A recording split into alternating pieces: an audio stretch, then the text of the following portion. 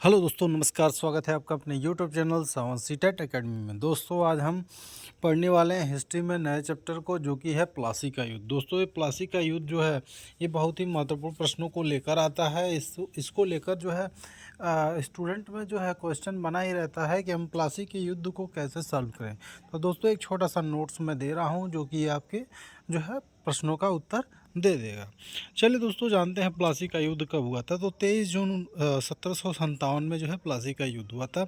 प्लासी बंगाल के नदियों, ठीक है, नदियाँ जिले के भागीरथी नदी के तट पर, ठीक है, आम्रकुंज में अवस्थित था। इस युद्ध में अंग्रेजी सेना का नेतृत्व, ठीक है, क्लाइस ने किया था। हमेशा ध्यान रखना है, क्लाइव नाम है, क्लाइस नहीं, क्लाइव ने किया था। क्लाइव ने षड्यंत्र के माध्यम से नवाब के अधिकारियों को पहले ही अपने पक्ष में कर लिया था। अतः नवाब की सेना पराजित हुई और सिराजुद्दौला को युद्ध मैदान से भागना पड़ा। ठीक है दोस्तों, अब देखिए, नवाब की ओर से मीर मदन एवं मोहन लाल जैसे सैन्य अधिकारियों ने वफादारी दिखाई। पहला, अब अंग्रेज़ों ने बंगाल के नवाब मीर जाफ़र को बनाया। इस तरह बंगाल की ब्रिटिश नियंत्रण की शुरुआत हुई। अब नवाब अंग्रेज़ों के हाथों की कठपुतलिया था, जिससे अंग्रेज़ों ने आर्थिक लाभ प्राप्त किया। इस तरह बंगाल की लूट आरंभ हुई। ठीक है दोस्तों, अब मीर जाफ़र के बारे में जान लेते हैं। मीर जाफ़र जो कि 1757 से 60 तक नवाब था। नवाब बनने के पश्चात मीर जाफ़र ने कंपनी को 24 परगना क्षेत्र की जमींदारी दी और उपहार स्वरूप धन प्रदान किया। किंतु मीर जाफ़र अंग्रेज़ों की मांगों से तंग आकर डचों से मिलकर अंग्रेज़ों के विरुद्ध कार्रवाई की योजना बनाई, किंतु इसका भेद, ठीक है, रकल गया। ठीक है, और अंग्रेज़ों ने 1759 में बेदारा के युद्ध में डचों को पराजित किया और फिर मीर जाफ़र को हटाकर मीर कासिम को बंगाल का नवाब बनाया। ठीक है दोस्तों, मीर कासिम जो कि 1760 से 63 ठीक है, 3 वर्ष नवाब बनने के पश्चात मीर कासिम ने अंग्रेज़ों को वर्तमान मिदनापुर, ठीक है, मिदनापुर चतगांव के जागीर प्रदान की, साथ ही उपहार स्वरूप बड़ी मात्रा में धनराशि प्रदान की। इस तरह मीर कासिम को नवाब बनाने से अंग्रेज़ों को लाभ मिला। इस आधार पर ब्रिटिश अधिकारी, ठीक है, बेंसीटाट ने इस सत्ता परिवर्तन को क्रांति की संज्ञा दी, किंतु यह वास्तव में कोई क्रांति नहीं थी, क्योंकि इस सत्ता परिवर्तन में बंगाल की जनता को कोई भूमिका नहीं थी। ठीक है, और न ही इस सत्ता परिवर्तन के पश्चात बंगाल के शासन व्यवस्था में कोई व्यापक परिवर्तन आया। वस्तुतः सत्ता पहले भी अंग्रेज़ों द्वारा बनाए गए कठपुतली नवाब के पास थी और अब भी नवाब अंग्रेज़ों की कठपुतली था।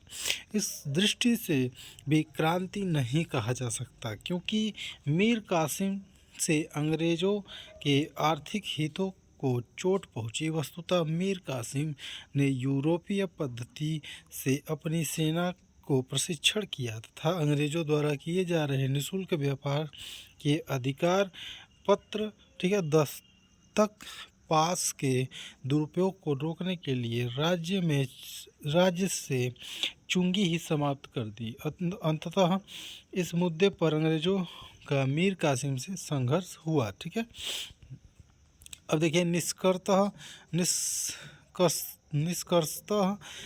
हम कह सकते हैं कि 1760 में बंगाल में हुआ सत्ता परिवर्तन न तो बंगाल की जनता के लिए और न ही ब्रिटिश के लिए क्रांति सूचक था। अब देखिए, क्वेश्चन बनता है आपका, 1760 में बंगाल में एक क्रांति हुई, समीक्षा कीजिए। तो दोस्तों, इसका उत्तर आप लिख सकते हैं कथन 1 में। देखिए, आशय है 1760 में बंगाल का मीर जाफ़र को हटाकर मीर कासिम को नवाब बनाया गया। ठीक है, नवाब मीर कासिम ने अंग्रेज़ों को वर्धमान मिदानपुर चतगांव का क्षेत्र एवं धन संपदा प्रदान की। इस आधार पर अंग्रेज़ों को मिले लाभ को देकर बेंसीटाट ने इस क्रांति कहा, ठीक है। और दूसरा समीक्षा है, क्रांति ही नहीं थी क्योंकि सत्ता परिवर्तन में जनता का कोई भागीदारी ही नहीं था। सत्ता परिवर्तन के बाद बंगाल के शासन में कोई व्यापक परिवर्तन नहीं आया। अब देखिए, पहले भी कठपुतली अब भी, ठीक है। अंग्रेज पहले भी शासन अब भी, ठीक है। दस्तक के प्रश्न पर मीर कासिम से अंग्रेज़ों का संघर्ष भी हुआ, ठीक। अब निष्कर्ष निकलता है तीसरा, यह न तो अंग्रेज़ों के लिए न जनता के लिए कोई परिवर्तन नहीं, ठीक है। अब देखते हैं दोस्तों मीर जाफ़र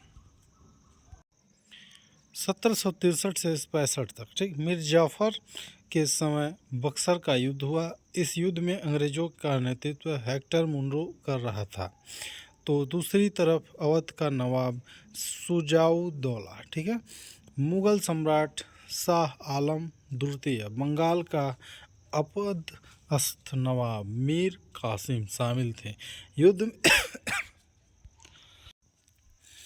युद्ध में अंग्रेज़ों की विजय हुई। अंग्रेज़ों ने अवध के नवाब और मुग़ल सम्राट से इलाहाबाद, जो कि अब प्रयागराज बन गया है, कि संधि कर बंगाल की दीवान अधिकार प्राप्त किया। अब नवाब जो है नजमुद्दौला, जो कि 1765 से 66 तक। मीर जाफ़र की मृत्यु के पश्चात अंग्रेज़ों ने इसके अल्पवयस्क पुत्र नजमुद्दौला को नवाब बनाया। इसी के समय इलाहाबाद की संधि की गई और इसके लिए क्लाइव को लंदन से बुलाया गया था, ठीक है। अब देखिए इलाहाबाद की संधि, जिसको हम कल देखेंगे, ठीक है।